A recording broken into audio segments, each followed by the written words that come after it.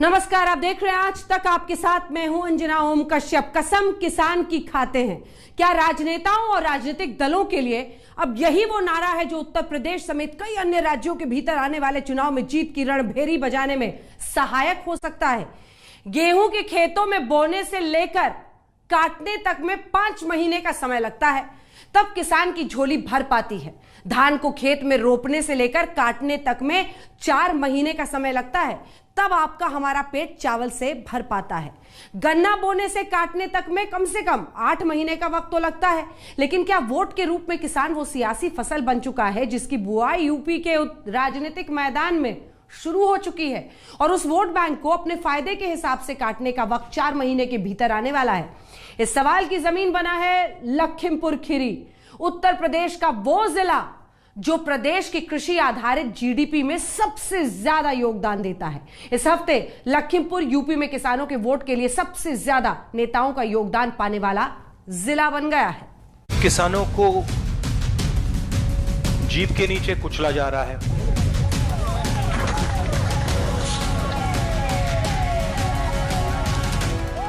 उनका मर्डर किया जा रहा है।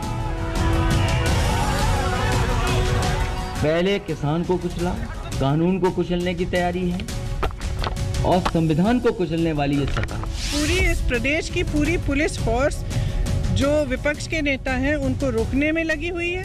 हम लोग ऐसे अंदर आ रहे हैं जैसे हम किसी तरह के चोर हैं, और जिसने अपराध किया वो टीवी पे बैठ के इंटरव्यू दे रहे हैं। 2,53,00,000 किसानों को प्रधानमंत्री किसान सम्मान निधि से जोड़ा गया। भारतीय जनता पार्टी ने किसानों की आमदनी 2 गुना करने का वायदा किया था, वह तो नहीं किया। 3 काले कानून लादकर उन्हें उनकी जमीन से भी वंचित करने का काम किया।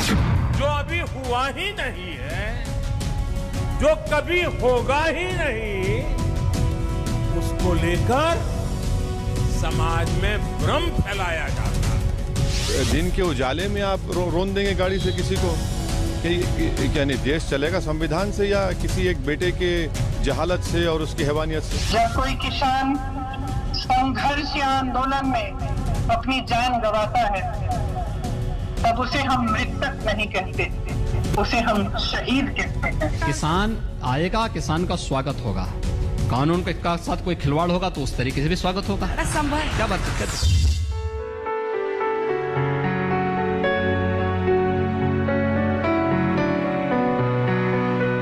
किसान अपने खेत में देश और दुनिया के लिए अन्न उगाता है। किसान की मेहनत से आम आदमी का पेट भरता है। किसान धरती का सीना चीरकर देश के आर्थिक प्रगति का उत्पादन करता है।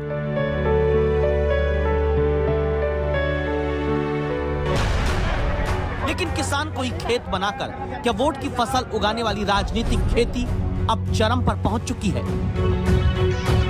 साल भर होने वाला है जब देश में 3 कृषि कानूनों के खिलाफ राजधानी दिल्ली की सीमाओं पर किसानों के आंदोलन की शुरुआत हुई।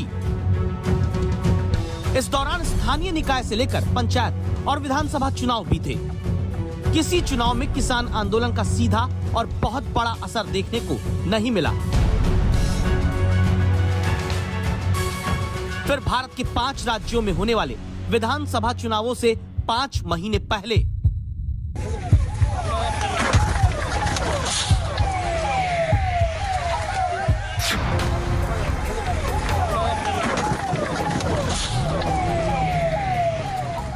अक्टूबर को उत्तर प्रदेश के लखीमपुर में आंदोलन करते किसानों पर केंद्रीय मंत्री अजय मिश्रा के बेटे आशीष के नाम से जुड़ी हार जीत चढ़ जाती है। 4 किसान समेत 8 लोग मारे जाते हैं।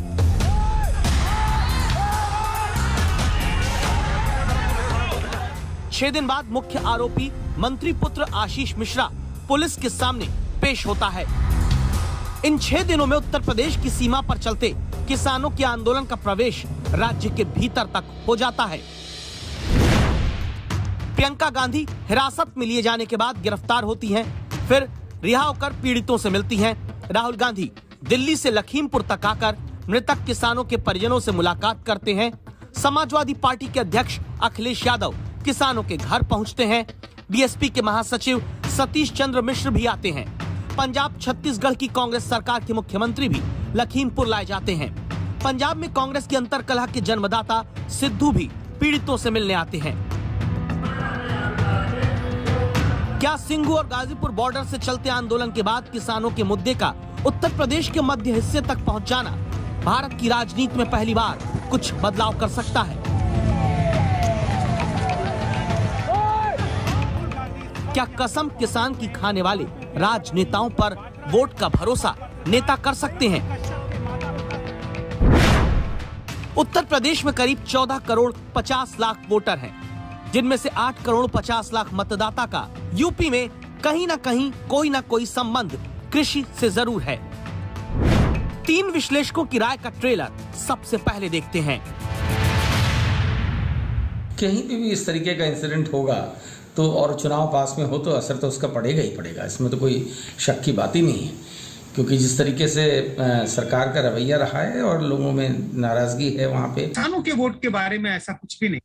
जब हम ये देखते हैं कि किसानों ने क्या किसी एक खास पार्टी के साथ वोट किया, कभी कभी किसी चुनाव में आपको दिखाई पड़ेगा किसी इलाके में कि किसान गोलबंद हुए और उनका वोट किसी एक खास पार्टी की तरफ गया, लेकिन उनकी गोलबंदी भी ऐसी गोलबंदी नहीं होती है जितना हम समुदायों के वोटरों के गोलबंदी के हिसाब से देखते हैं। और चूंकि अब आने वाले चुनाव में सबसे महत्वपूर्ण चुनाव उत्तर प्रदेश का है और इस आंदोलन की जो दिशा है वो अभी तक उत्तर प्रदेश की सीमाओं पर ही केंद्रित रही है, तो ऐसे में उत्तर प्रदेश पर इसका असर पड़ना तो स्वाभाविक है। किसानों के मुद्दे का आने वाले चुनाव पर असर कितना, इस सवाल का जवाब मुजफ्फरनगर में हुई किसान पंचायत से लेकर लखीमपुर में किसानों की मौत तक के बाद जारी राजनीति में छिपा है। क्या किसानों के हित के कसमधारी विरोधी 2017 में बीजेपी के ऐतिहासिक वोट शेयर को तोड़ पाएंगे? जब बीजेपी को 41% वोट हासिल थे, समाजवादी पार्टी को 22%, बीएसपी को 22% और कांग्रेस को 6% वोट मिला। उत्तर प्रदेश में विपक्ष में सबसे आगे मानी जा रही अखिलेश यादव की पार्टी के मुकाबले किसानों के लिए मुखर होकर कांग्रेस ज्यादा नजर आई। 3 अक्टूबर को ही लखीमपुर के लिए निकली प्रियंका गांधी की प्रशासन से तनातनी हुई। खाओगे मुझे तो मेरा अपहरण करोगे, छू के देखो मुझे, तुमने मुझे धकेल के तुम यहाँ लाए हो, मुझे जबरदस्ती ले जा रहे हो और तुम्हारा कोई हक नहीं है, समझे? फिर हिरासत में प्रियंका गांधी को लिया गया। राहुल गांधी का दिल्ली से लखनऊ और लखनऊ से लखीमपुर आना। अंत में 6 अक्टूबर को राहुल प्रियंका का पीड़ित किसान परिवारों से मिलना। परिजनों को गले लगाने वाले राहुल प्रियंका की ये तस्वीरें बहुत सुर्खियों में आई। एक देश में एक गृह राज्य मंत्री के बेटे पर आरोप लगता है कि वो गाड़ी के पहियों के नीचे 6 किसानों को उसने कुचला है। ये पॉलिटिकल इशू नहीं है? आप बताइए, सरकार कोई भी एक्शन नहीं ले रही है, क्या ये पॉलिटिकल इशू नहीं है? कैसे? जो देश की जनता का दुख है, दर्द है, किसानों का दर्द है, कैसे हो सकता है कि पॉलिटिकल इशू नहीं है? हम पॉलिटिक्स में क्यों हैं? घर पे बैठकर सरकार की तारीफ करने के लिए। किसान आंदोलन तो 1 साल से लगभग चल रहा है, लेकिन मुद्दे पर लखीमपुर से ही राजनीतिक दलों ने अपने आंदोलन को गति दी। सड़क पर कांग्रेस भी दिखी और समाजवादी पार्टी भी। पहले किसान को कुचला, कानून को कुचलने की तैयारी है और संविधान को कुचलने वाली ये सरकार है। हर एक ने देख लिया है कि किस तरीके से गाड़ी आई और किसानों पर चढ़ गई। जाति और धर्मगत वोट तो अलग अलग इलाके में अलग अलग अनुपात में पाए जाते हैं, लेकिन किसान वोट लगभग हर सीट पर एक बड़ी तादाद में होता है। क्या लखीमपुर से किसानों की हितैषी होने की होड़ बड़ा असर वोटिंग के दिन तक डाल पाएगी? राजनीति में और जो भी डिस्कशंस हमारे यहाँ होते हैं सामाजिक और हर स्तर पर, उस पर तो पड़ ही रहा है। और चूंकि अब आने वाले चुनाव में सबसे महत्वपूर्ण चुनाव उत्तर प्रदेश का है और इस आंदोलन की जो दिशा है वो अभी तक उत्तर प्रदेश की सीमाओं पर ही केंद्रित रही है, तो ऐसे में उत्तर प्रदेश पर इसका असर पड़ना तो स्वाभाविक है।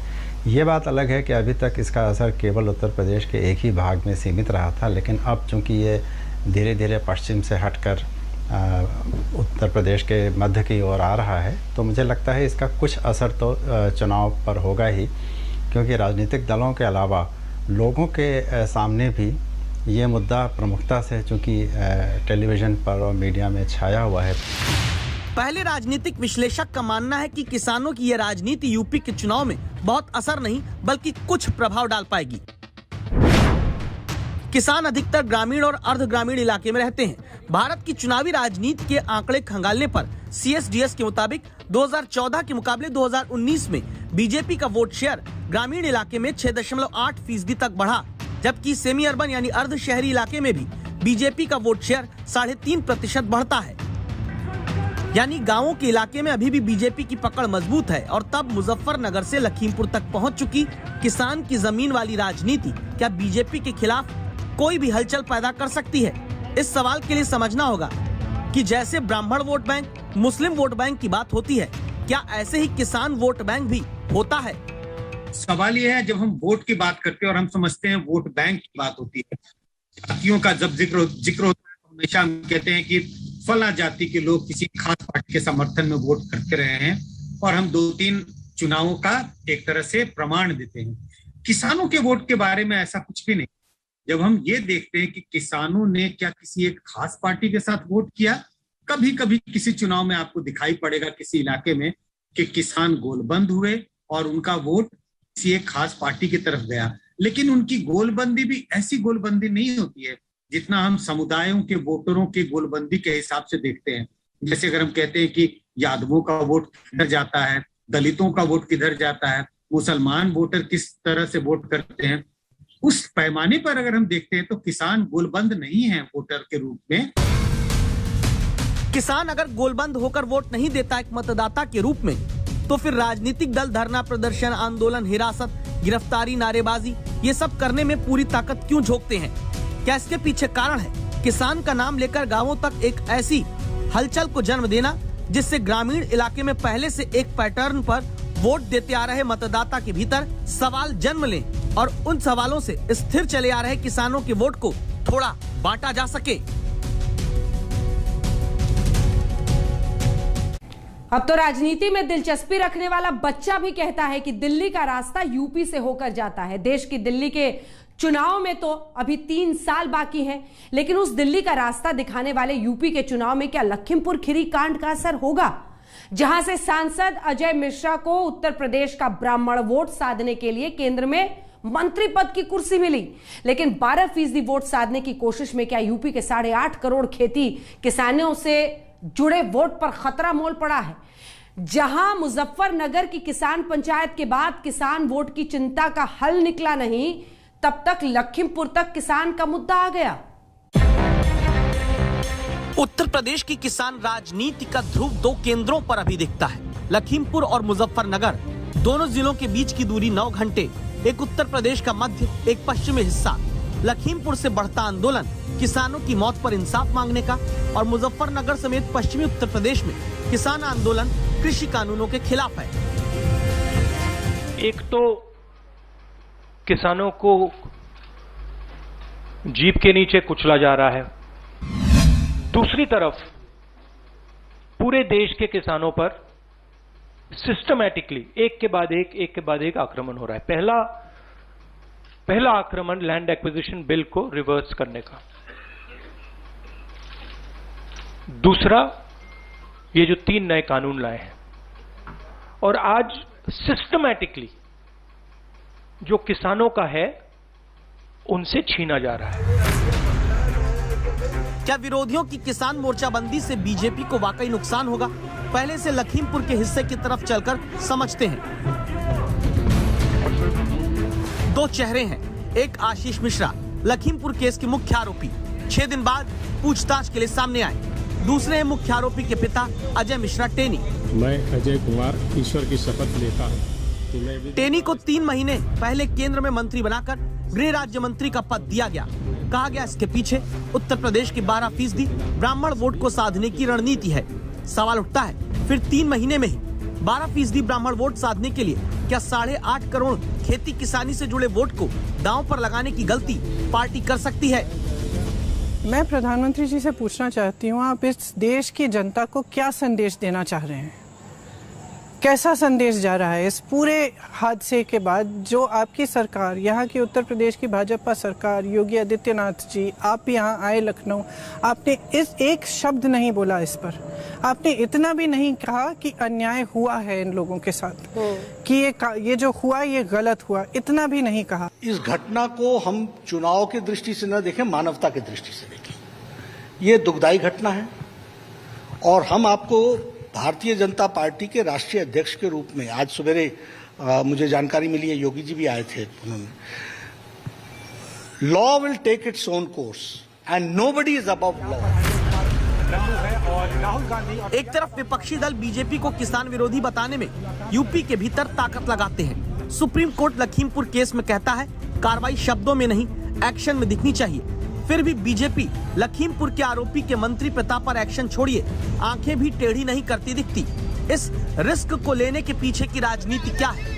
उत्तर प्रदेश के 2017 के नतीजे बताते हैं 77 सीट ऐसी थी जहां 10,000 वोट के अंतर से जीता प्रत्याशी विधायक बन गया। 10,000 के मार्जिन से जीत हार तय होने वाली 77 सीट में 36 सीट बीजेपी ने जीती थी। उत्तर प्रदेश में करीब 2 करोड़ ब्राह्मण मतदाता हैं। इस हिसाब से इन्हें 403 विधानसभा में बांटे तो लगभग 50,000 ब्राह्मण वोटर प्रति विधानसभा पर। ऐसे में जिन्हें ब्राह्मण वोट के लिए मंत्री ही बनाया गया, उन अजय मिश्रा पर कार्रवाई होती तो संभव है ब्राह्मण वोटों की नाराजगी का असर 77 सीट पर तो दिखता ही। अगर राजनीति यही है तो क्या जिस तरह जाति के वोट बंधे माने जाते हैं, वैसे क्या किसान गोलबंद होकर वोट नहीं करते? तो पश्चिमी उत्तर प्रदेश के किसान ज्यादा गोलबंद हैं, इस मूवमेंट में उनकी साझेदारी ज्यादा है। तो जब उत्तर प्रदेश के विधानसभा चुनाव होंगे अगले साल, तो उम्मीद कर सकते हैं कि वेस्टर्न यूपी के जो किसान हैं वो गोलबंद ज्यादा होंगे। और गोलबंद किस आधार पर होंगे? मुझे लगता है वो बीजेपी के विरोध में गोलबंद होंगे। अब किस पार्टी को वोट करते हैं ये तो आने वाला समय बताएगा। लेकिन जैसे जैसे हम पूर्वी उत्तर प्रदेश की ओर जाएंगे, मुजफ्फरनगर की बात करें, और उससे जब हम पूर्वी उत्तर प्रदेश की ओर जाने लगेंगे, तो वहां पर किसान, जो पश्चिमी उत्तर प्रदेश के किसान जिस तरह से आंदोलन कर रहे हैं, उससे वो अपने आप को करीबी नहीं पाते, क्योंकि थोड़ी इकोनॉमिक स्टेटस अलग अलग है। पूर्वी उत्तर प्रदेश के किसान उतने संपन्न नहीं है जितने पश्चिमी उत्तर प्रदेश के किसान हैं। तो किसानों का वोट, पश्चिमी उत्तर प्रदेश के जो किसान हैं उनका वोट ज्यादा गोलबंद होगा बीजेपी के खिलाफ। लेकिन ज्यों ज्यों हम पूर्वी उत्तर प्रदेश की ओर जाएंगे, किसानों का वोट बिखरा हुआ हमें दिखाई पड़ेगा। इनको न्याय मिलना चाहिए। इसीलिए आप देखिए, कांग्रेस जितनी आक्रामक होकर लखीमपुर में दिखती है, उतनी आक्रामक बीएसपी नजर नहीं आती, क्योंकि मायावती की पार्टी की पॉलिटिक्स में भी अभी ब्राह्मण वोट का जुड़ाव है। लखीमपुर से बढ़कर मुजफ्फरनगर की तरफ आए तो किसान का वोट किस करवट जाएगा, इसे जानने में सितंबर की महापंचायत की भीड़ देखिए। ऐसी भीड़ क्या पोलिंग में भी किसी रणनीति के तहत वोट में तब्दील हो सकती है? ये जानने से पहले राकेश टिकैत के 2 बयान सुनते हैं। चीज से तो सरकार वो करती है कि हम उसकी वोट कितनी उसको दिलवा सकते हैं, तो भी सरकार हमारा काम करेगी। तो देश की जनता ने उनकी सरकार बनवाई, और ये है कि उसकी वोट कितनी कट जाए तो भी वो सरकार काम करेगी। तो सरकार कौन से तरीके से काम करना चाहती है तो सरकार को बता दे, तय कर दे। मतलब ऐसा तो नहीं होगा कि जनता यहाँ पे धरने देगी, वो सरकार बातचीत भी नहीं करेगी। तो हम भी जाएंगे गांव के लोगों को अपना 15 तारीख में पुतला दहन होगा, 18 तारीख में ट्रेन है वो रुकेगी 6 घंटे, और 26 तारीख में मीटिंग होगी, और पूरे देश भर में उत्तर प्रदेश में उनकी कलश यात्राएं निकलेगी।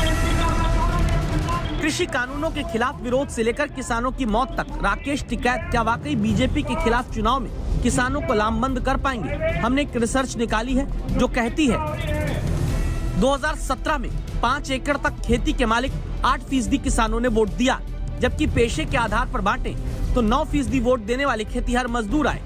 5 एकड़ से ऊपर यानी समृद्ध किसान जो वोट देने आए, करीब 1% ही रहे। यानी किसानी से जुड़ा वोटर का बड़ा वर्ग छोटे किसानों और मजदूरों का है।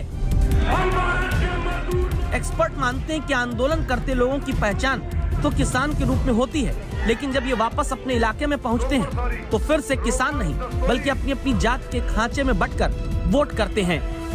किसान वोट, अगर हम उत्तर प्रदेश विधानसभा के चुनाव का इतिहास देखें तो किसानों का मुद्दा कभी भी उत्तर प्रदेश को एक स्टेट लेवल पर बहुत बड़े स्तर पर प्रभावित नहीं करता है। पश्चिमी उत्तर प्रदेश में जो मुद्दे रहे हैं उनका असर केवल 2 या 3 जिलों तक सीमित रहा है, जो कि राष्ट्रीय लोकदल की अभी तक के जो उनकी जो परफॉर्मेंस रही है उससे देखा जा सकता है कि वो 4 जिलों के आगे कभी बढ़ नहीं पाए, जबकि वो पूरी तरह से किसानों की राजनीति करने का ही दावा करते हैं। इसी तरह से पूर्वी उत्तर प्रदेश में भी जहाँ फसल अच्छी होती है, गेहूँ, चावल, गन्ना सभी कुछ होता है, लेकिन पूर्वी उत्तर प्रदेश में भी ये मुद्दा, चाहे वो गन्ना किसानों का हो चाहे अन्य किसानों का, 2 या 3 जिलों के अलावा पूरे प्रदेश में कभी हावी नहीं हुआ। यानी मुजफ्फरनगर से लखीमपुर तक किसानों का मुद्दा तो है, लेकिन ये चुनाव में वोट के रूप में बड़ा असर डालेगा, ऐसा सीधा नहीं माना जाता है। चुनाव में अभी 5 महीने बाकी है। आगे इस मुद्दे को विरोधी दल जिंदा रखकर लंबी लड़ाई लड़ पाएंगे, जैसी अभी लड़ते दिख रहे हैं। सवाल ये भी है 2022 में उत्तर प्रदेश में किसकी होगी सरकार के सवाल के बीच में क्या एक थार आ गई, वो थार जिसके नीचे दबकर किसानों की जान गई। अब किसान नाराज भी हुआ तो फायदा किसको होगा? उस कांग्रेस को जो पिछले कई दशक से चौथे नंबर पर चल रही है, उस समाजवादी पार्टी को जो दूसरे नंबर की लड़ाई में खुद को खड़ा दिखा रही है, या बहन जी की पार्टी को? उससे भी बड़ा सवाल, अक्टूबर का लखीमपुर मुद्दा क्या फरवरी तक जिंदा रह पाएगा? कांग्रेस की महासचिव प्रियंका गांधी, ये वीडियो आपके सरकार के एक मंत्री के बेटे को किसानों को अपनी गाड़ी के नीचे कुचलते हुए दिखाता है। इस वीडियो को देखिए और इस देश को बताइए कि इस मंत्री को बर्खास्त क्यों नहीं किया गया है। समाजवादी पार्टी के अध्यक्ष अखिलेश यादव, पहले किसान को कुचला, कानून को कुचलने की तैयारी है और संविधान को कुचलने वाली ये सरकार। और बीएसपी की प्रमुख मायावती, भारतीय जनता पार्टी ने चुनाव के पहले वोट लेने के लिए किसानों की आमदनी 2 गुना करने का वायदा किया था। वह तो नहीं किया, बल्कि उनके ऊपर 3 काले कानून लादकर उन्हें उनकी जमीन से भी वंचित करने का काम किया है। नंबर 2 पर रही समाजवादी पार्टी, नंबर 3 पर रही बीएसपी, नंबर 4 पर रही कांग्रेस। तीनों दल नंबर 1 बनने की कोशिश में किसानों के साथ खुद को खड़ा दिखाने में उतरते हैं। कांग्रेस सबसे आगे प्रदर्शन में अभी है, तो क्या कोई फायदा चुनाव में मिल पाएगा? यूपी की राजनीति के गहन जानकार विश्लेषक शरद प्रधान और रतन मणिलाल से समझिए।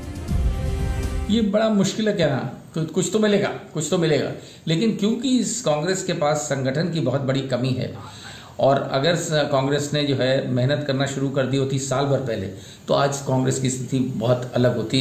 खासतौर से इस वजह से कि प्रियंका गांधी ने बड़े सक्रिय रूप से एक लीडरशिप क्वालिटी दिखलाई है और किसानों के लिए वो कंधे से कंधा मिला के खड़ी हुई। तो कांग्रेस को अगर लाभ मिलता है तो वो शायद उन्हीं क्षेत्रों में मिल सकता है जहां पर उनका अपना एक ज़मीनी समर्थन भी हो।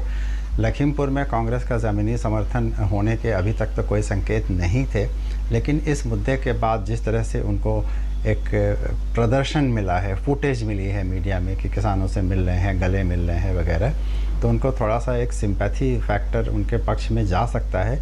लेकिन बड़े स्तर पर कांग्रेस को किसानों का समर्थन मिलेगा, ऐसा मुझे अभी मुश्किल लगता है। पूरी कोशिश करके भी अगर कांग्रेस को कमजोर संगठन के कारण फायदा नहीं मिलना, तो क्या तीनों दलों की लड़ाई में बीजेपी विरोध का किसान वोट बट जाएगा? कि किसान के रूप में जब वोट करेंगे तो उस पार्टी को फायदा हो सकता है जो किसानों के मुद्दों को सामने लाएगा। उन्हीं पार्टियों को फायदा होगा जो शायद लोकल मुद्दों को भी किसान के मुद्दों में समावेश करने में सक्षम हो।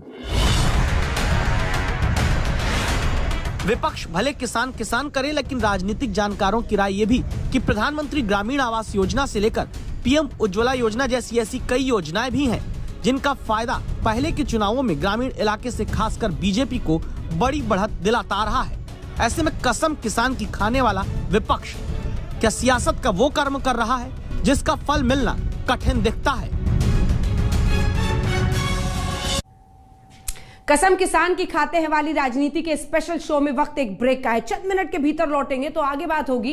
क्या 54 साल पहले जो किसान वोट कांग्रेस से छिटकना उत्तर प्रदेश में शुरू हुआ, अब लखीमपुर उसी किसान को वोट कांग्रेस से सटाने में लकी हो? कसम किसान की खाने वाली राजनीति में सबसे आगे लखीमपुर की घटना के बाद कांग्रेस दिखती है। कांग्रेस जिसका उत्तर प्रदेश में पिछले कई वर्षों से चुनावी प्रदर्शन चौथे नंबर पर ही चला गया है। अब प्रियंका और राहुल का लखीमपुर में एक्शन देखने के बाद पूछा गया कि क्या इसका रिएक्शन चुनाव में सीट पाकर दिख सकता है?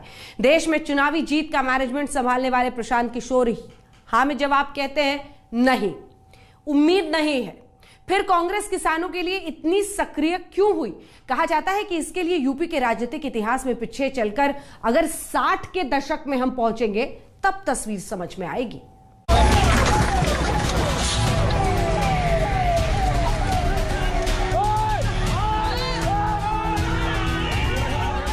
अगर आज से 40 साल पहले लखीमपुर जैसा कांड होता तो इस देश के लाखों करोड़ों किसान चौधरी चरण सिंह की एक आवाज पर उनके पीछे खड़े हो जाते।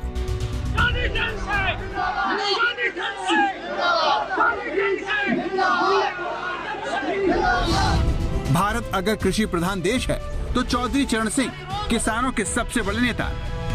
3 साड़ी रोज बदलती थी।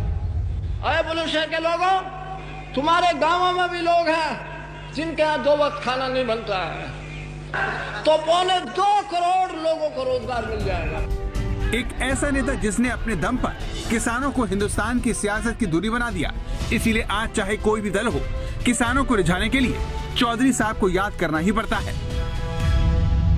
हिंदुस्तान में 70 साल का इतिहास है कि जब चौधरी चरण सिंह जी प्रधानमंत्री बने तब एक बार हिंदुस्तान में फर्टिलाइजर के दाम कम हुए थे, खाद के दाम कम हुए थे। उसके बाद ये पहली सरकार दिल्ली में ऐसी आई है, आपने मुझे सेवा करने का मौका दिया है, चौधरी चरण सिंह के कदमों पर चलने का प्रयास कर रहा हूं। पिछली बार पश्चिमी उत्तर प्रदेश के किसानों ने बीजेपी का दिल खोलकर साथ दिया। किसानों के इस एक तरफा वोट का ही नतीजा था कि बीजेपी पूर्ण बहुमत की सरकार बनाने में कामयाब हुई। लेकिन पिछले 4.5 सालों में हालात बहुत बदल चुके हैं। नए कृषि कानूनों के खिलाफ किसान सड़कों पर हैं और पश्चिमी उत्तर प्रदेश में किसान और खासकर जाटों की नाराजगी बीजेपी का सिरदर्द बढ़ा रही है। जिस तरह से लखीमपुर खीरी में किसानों को कुचलने का आरोप बीजेपी सांसद और गृह राज्य मंत्री के बेटे पर लग रहा है, उसमें विपक्ष खासकर कांग्रेस को वापसी की उम्मीद दिख रही है। निष्पक्ष जांच होनी चाहिए। हमने पहले भी कहा है, एक निष्पक्ष जांच होनी चाहिए और वो निष्पक्ष जांच तब तक नहीं हो सकती जब तक ये मंत्री रहेंगे, क्योंकि ये गृह राज्य मंत्री हैं, ये सारे डिपार्टमेंट उनके अंडर आते हैं। तो मोदी जी को सोचना पड़ेगा कि वो इस देश को क्या संदेश भेज रहे हैं। क्या ये संदेश है उनका कि जो सत्ता में है, जो भाजपा में है, वो कुछ भी कर सकता है, वो लोगों की हत्या भी कर सकता है, उस पर कोई कानून लागू नहीं होगा? क्या ये संदेश है उनका? क्या उनकी कोई इस देश के प्रति नैतिक जिम्मेदारी नहीं है कि अपने कैबिनेट में वो एक ऐसे मंत्री को रख रही हैं जिसका क्रिमिनल रिकॉर्ड है और जिसके बेटे पर आज ये आरोप है, चश्मदीद गवाह हैं, तो वो क्यों है इनकी मंत्रालय में? लखीमपुर कांड से पहले और बाद में किसानों को लेकर हो रही राजनीति से बड़ा सवाल खड़ा होता है कि क्या बीजेपी पश्चिमी उत्तर प्रदेश में जाटों की नाराजगी के बावजूद आने वाले विधानसभा चुनावों में अपना पिछला प्रदर्शन दोहरा पाएगी? बीजेपी पश्चिमी उत्तर प्रदेश में कृषि बिल का विरोध करने वाले किसानों से होने वाले नुकसान की भरपाई का रास्ता तलाश रही है ताकि उसका हश्र कांग्रेस जैसा ना हो। दरअसल एक वक्त था जब चौधरी चरण सिंह के जरिए उत्तर प्रदेश में किसान कांग्रेस से जुड़े हुए थे। कांग्रेस से ही चौधरी चरण सिंह ने 1952, 1962 और 1967 का विधानसभा चुनाव जीता। उत्तर प्रदेश के कृषि मंत्री के तौर पर 1952 में जमींदारी सिस्टम को खत्म करने की उपलब्धि चौधरी साहब के ही नाम है। चौधरी चरण सिंह कांग्रेस में होते हुए भी जवाहरलाल नेहरू की नीतियों का खुलकर विरोध करते थे और आखिरकार उन्होंने 1967 में कांग्रेस पार्टी छोड़कर भारतीय क्रांति दल नाम से अपनी पार्टी भी बना ली। उत्तर प्रदेश के 1969 के चुनाव में बीकेडी का प्रदर्शन आजादी के बाद किसी भी गैर राजनीतिक दल का सबसे अच्छा प्रदर्शन था। वहीं चुनाव में कांग्रेस बिछड़ गई और चौधरी चरण सिंह उत्तर प्रदेश के मुख्यमंत्री बने। माना जाता है कि चरण सिंह के कांग्रेस को अलविदा कहने के बाद पार्टी का किसान वोट बैंक घटता गया और धीरे धीरे देश के सबसे बड़े सूबे से कांग्रेस पार्टी की धमक खत्म होती चली गई। आखिरी बार 1985 में कांग्रेस ने 269 सीटें जीतकर उत्तर प्रदेश में अपनी सरकार बनाई। इसके बाद यूपी की राजनीति में कांग्रेस का सूरज अस्त होता चला गया। 1989 में कांग्रेस पार्टी 94 सीट, 1991 में 46, 1993 में 28, 1996 के चुनाव में 33, 2002 में 25, 2007 में 22, 2012 के चुनाव में 28 और 2017 में तो कांग्रेस पार्टी 7 सीटों पर ही सिमट गई। अब जब उत्तर प्रदेश में कांग्रेस की कमान प्रियंका के हाथों में है तो पार्टी के नेताओं को चमत्कार की उम्मीद है। लखीमपुर कांड में प्रियंका जिस तरह से सड़क पर सक्रिय हुई, उससे पार्टी को किसानों की हमदर्दी मिलने की पूरी उम्मीद है। लेकिन सवाल यह है कि क्या लखीमपुर खीरी कांड कांग्रेस की वापसी का दरवाजा खोलने की हिम्मत रखता है? क्या चौधरी चरण सिंह के सहारे कभी किसानों की सबसे बड़ी पार्टी रही कांग्रेस अगले साल के चुनाव में कुछ कमाल कर सकती है? इस सवाल पर लोकनीति CSDS के निदेशक संजय कुमार जवाब देते हैं। बहुत टेढ़ी खीर है। आपने जिस बात का जिक्र किया वो तो जरूर है कि एक समय था जब चौधरी चरण सिंह किसानों के नेता थे और अगर वो एक कॉल देते थे तो किसान उनके पीछे चल पड़ते थे। लेकिन जब वो जैसे ही वो कांग्रेस से अलग हुए तो पहले तो वो कांग्रेस के साथ थे तो किसानों का वोट कांग्रेस को मिलता था। लेकिन वो ऐसा समय था जब कोई और विपक्ष की कोई बड़ी पार्टी नहीं थी। 67 और 70 के जो चुनाव होते थे उसकी तुलना आज के चुनाव से नहीं की जा सकती। आज कांग्रेस का जनाधार नीचे चला गया है। दूसरी पार्टियां, खासकर बीजेपी एक बहुत बड़ी पार्टी के रूप में उभरी है। तो किसानों का वोट जिस तरह से दूसरे समुदाय या दूसरे समुदाय के वोटरों का वोट बीजेपी की तरफ खिसका है, वैसे ही किसानों का वोट भी बीजेपी की तरफ खिसका है। जो कुछ यूपी में हो रहा है, जो कुछ लखीमपुर में घटनाएं घट रही हैं, कांग्रेस चाहे जितना भी जोर लगा ले, जितना दम लगा दे, कांग्रेस विरोध प्रदर्शन में सबसे आगे है। मीडिया का भी पूरा एक तरह से फोकस कांग्रेस पर है। लेकिन इन प्रयासों के बावजूद मुझे नहीं लगता कि सिर्फ लखीमपुर के कारण कांग्रेस अपना जो किसानों का जो वोट है, जो वोट बैंक है, उसको वापस ला पाएगी। राजनीतिक रणनीतिकार प्रशांत किशोर भी इसी तरफ इशारा करते हैं, जिनके एक ट्वीट ने सियासी जगत में खलबली मचा दी। प्रशांत किशोर ने अपने ट्वीट में ग्रैंड ओल्ड पार्टी का जिक्र किया, जिसे कांग्रेसी समझा जा रहा है। प्रशांत किशोर ने ट्वीट कर लिखा कि लखीमपुर खीरी घटना पर आधारित जीओपी के नेतृत्व वाले विपक्ष के रिवाइवल की तलाश करने वालों को बड़ी निराशा हाथ हुई। प्रशांत किशोर के इस ट्वीट को पंजाब और छत्तीसगढ़ कांग्रेस की समस्या की तरफ इशारा माना जा रहा है। साथ ही इसे ये भी संकेत माना जा रहा है कि कांग्रेस और प्रशांत किशोर के बीच सब कुछ ठीक नहीं है। लेकिन लखीमपुर कांड को लेकर कांग्रेस को चाहे जो लगे, लेकिन जानकारों को सिर्फ इस घटना के दम पर कांग्रेस की कमबैक की उम्मीद बहुत कम दिखती है। आज तक ब्यूरो। उत्तर प्रदेश में समाजवादी पार्टी और बीएसपी के मुकाबले संगठन और वोट बैंक दोनों कांग्रेस का मजबूत नहीं माना जाता है। ऐसे में यूपी के भीतर कांग्रेस की किसानों के लिए कोशिश का फायदा कहां मिलेगा? क्या यूपी में कसम किसान की खाकर कांग्रेस पंजाब की सत्ता की सुरक्षा चाहती है, जहां यूपी के साथ ही 4-5 महीने में चुनाव है?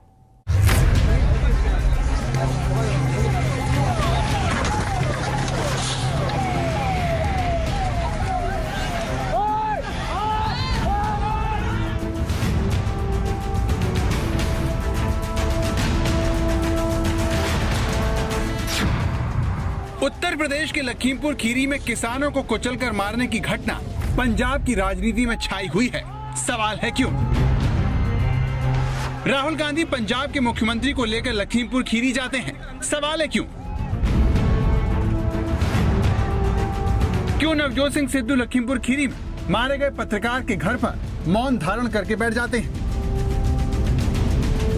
लखीमपुर खीरी कांड को लेकर पंजाब कांग्रेस के नेता सबसे ज्यादा आक्रामक हैं और पीड़ित किसान परिवारों से मिल रहे हैं, जबकि पंजाब और लखीमपुर खीरी में बहुत ज्यादा दूरी है।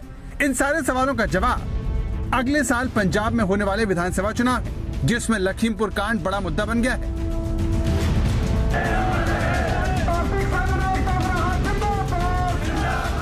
पंजाब किसान आंदोलन का केंद्र है। केंद्र सरकार के तीनों कृषि कानूनों का सबसे ज्यादा विरोध पंजाब के किसान ही कर रहे हैं। ऐसे में लखीमपुर खीरी में किसानों को कुचलकर मारने की घटना का सीधा असर पंजाब की सियासत से जुड़ा है और शायद इसीलिए राहुल गांधी खास तौर पर पंजाब के मुख्यमंत्री को लेकर लखीमपुर खीरी जाते हैं।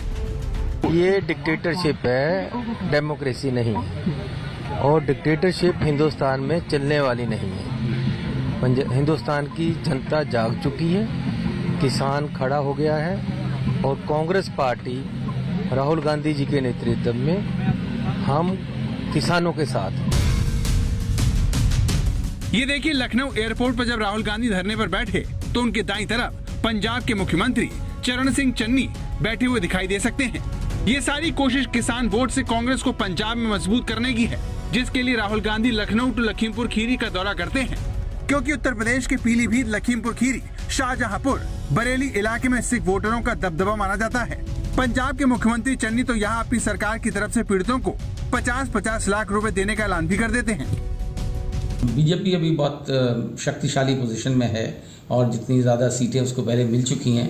ये अलग बात है कि उस चुनाव में 2017 के चुनाव में योगी आदित्यनाथ का कोई रोल नहीं था बीजेपी को इतनी बढ़त देने में, वो तो मोदी का जादू था। अब देखने का मौका है कि पहली बार योगी आदित्यनाथ अपने बूते पे चुनाव लड़ने जा रहे हैं और उनके शासनकाल में ये किस्सा हो गया है लखीमपुर का।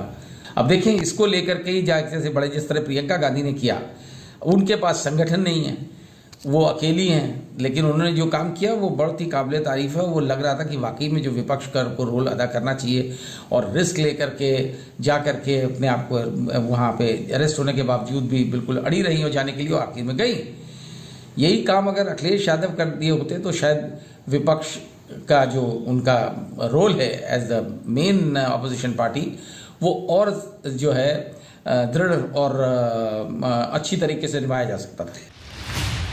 कई जानकार मानते हैं कि लखीमपुर कांड के पीड़ितों से हमदर्दी जताकर कांग्रेस अमरिंदर सिंह की नाराजगी से होने वाले नुकसान की भरपाई करना चाहती है, क्योंकि मुख्यमंत्री रहते हुए अमरिंदर सिंह आंदोलन करने वाले किसानों के पक्षधर रहे हैं। माना जाता है कि पंजाब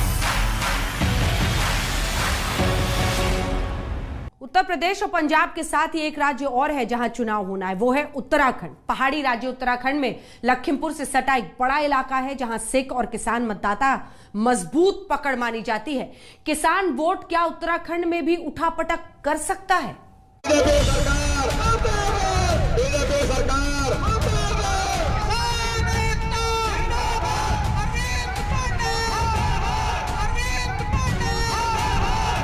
लखीमपुर कांड का असर उत्तराखंड में बीजेपी नेताओं को भुगतना पड़ रहा है। ये ऊधम सिंह नगर की तस्वीरें हैं, जहां पर सूबे के शिक्षा और खेल मंत्री अरविंद पांडे अपने क्षेत्र में एक स्टेडियम का शिलान्यास करने वाले थे, लेकिन जैसे ही किसानों को इसकी भनक लगी तो उन्होंने अपने टेंट भी कार्यक्रम स्थल के सामने ही गाड़ दिए, जिससे अरविंद पांडे को अपना कार्यक्रम रद्द करके स्टेडियम का शिलान्यास वर्चुअली करना पड़ा।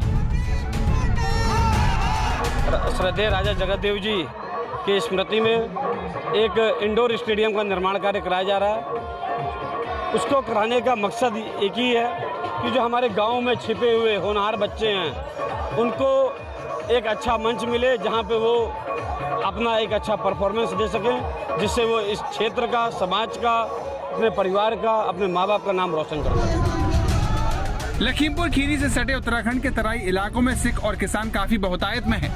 ऊधम सिंह नगर के काशीपुर में किसान मुख्यमंत्री पुष्कर सिंह धामी को रैली न करने की चेतावनी दे चुके हैं, लेकिन सवाल यह है कि क्या इस मुद्दे के सहारे कांग्रेस राज्य की सत्ता में वापसी कर सकती है? किसान आंदोलन का कोई असर मुझे उत्तराखंड में दिखाई नहीं पड़ता। उत्तराखंड में अलग मुद्दे हो सकते हैं। मुझे तो लगता है उत्तराखंड के चुनाव में सबसे बड़ा मुद्दा यह है कि सरकार स्थिर नहीं रही है।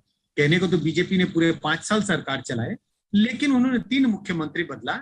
लोगों में कुछ न कुछ असंतोष दिखाई पड़ता है जिस तरह से सरकार का कामकाज रहा वहां। लेकिन किसान के मुद्दे पर, किसान आंदोलन के मुद्दे पर वहां बीजेपी का विरोध करना किसी भी पार्टी के लिए मुझे लगता है जोखिम भरा होगा। पार्टी बीजेपी के कार्यकाल को अन्य मुद्दों पर विरोध कर सकती है, लेकिन किसान का मुद्दा उत्तराखंड के चुनाव में हावी नहीं। उत्तर प्रदेश और कसम किसान की खाते हैं वाली राजनीति बस वोट लेकर किसानों को भूलने के लिए ना हो। किसान देश के मजबूत होंगे तो यकीन मानिए तभी देश में असली आर्थिक विकास हो सकता है। लेकिन किसानों का प्रयोग अपने राजनीतिक विकास के लिए ज्यादातर हमारे देश में किया गया। आज के लिए इतना ही। देश दुनिया की बाकी खबरों के लिए आप देखते रहिए आज तक। आज तक बेमिसाल 20 साल।